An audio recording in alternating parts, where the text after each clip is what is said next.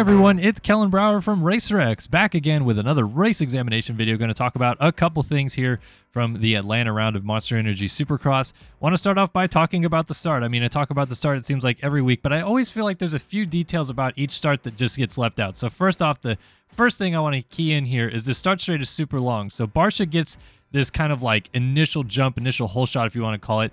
Then keying in on Jason Anderson here, it looks like he either misses a shift or just doesn't get his weight back early enough because Sexton's able to get away from him here on the inside. But you can see Anderson kind of shift his weight back. And then what happens from here is that like Tomac and Sexton kind of swarm Barcia from either side. So really there was like almost 3 whole parts to this start because of how long the start straight was.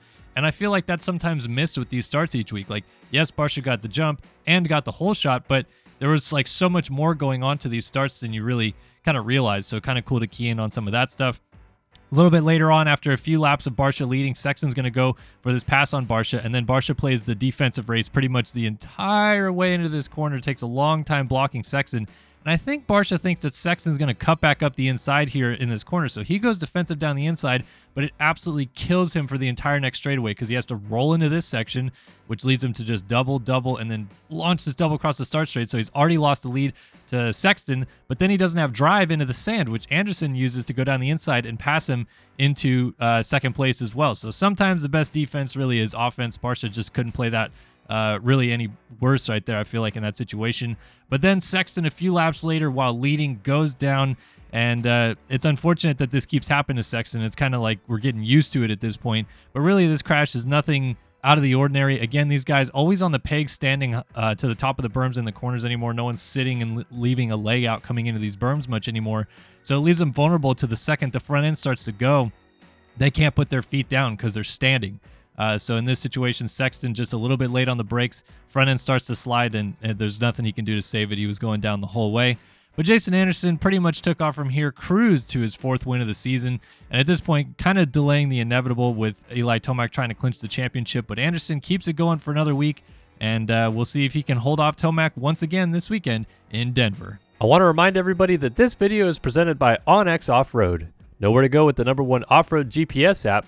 Access 500,000 plus miles of trails and roads, open dates, and public lands. Download the Onyx Off-Road app today. Moving on to the 250 class, and I'm going to talk about the start again, but it's because I want to give credit for one of the gnarliest hole shots I've seen in a long while. Look at Joe Shimoda, 4 riders right up the inside here, and he's not actually that close to the Lawrence brothers ahead of him coming into the first corner, but just late braking, holding it on a little bit later, going deep into the first corner, banking off the outside. Still looks like Hampshire might get him, but Shimoda comes out with the hole shot. He basically kind of just outraced 7 riders into the first corner, and wanted to give him some credit because that was a really cool hole shot.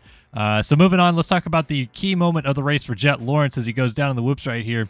Gonna have his front end clip at the end and just land some soft stuff and go down, so we'll break that down in a moment. But kudos to a lot of the guys behind him for being able to skirt around him, because coming out of the whoops like that and immediately making a hard turn on the soft stuff is always tricky.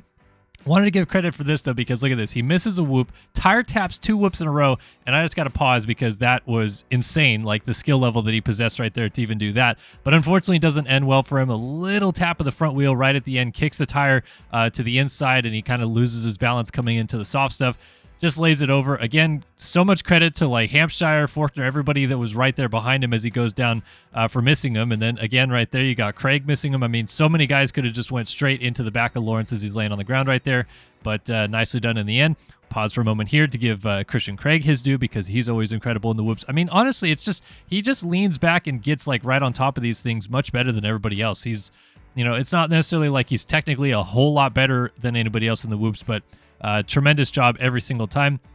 Hunter Lawrence goes over the finish line jump to win the East-West Showdown and does a little shh signal right there because everybody had been talking about Jett Lawrence and Christian Craig, but Hunter Lawrence says, no, sir, let's talk about me instead. Wins the East-West Showdown, pulls back some points on Craig in the championship, and his brother Jett, obviously huge hugs for him right there. I'm not sure what Jett says right here. He says 2. I'm not sure if he's saying that's the second time we both podiumed the East-West Showdown, which is true, or maybe the second time in a row that Hunter Lawrence has won a race. Burnout, and zooming in on Mike Emery's photo lens right here to see this cool photo between the 2 brothers. I thought the burnout was pretty good. I'd give it like an 8 out of 10. Didn't last for too long. They eventually pulled away from each other right there. But yeah, Hunter Lawrence wins the showdown. And moving on to another East round this weekend where Jett Lawrence could wrap it up in Foxborough.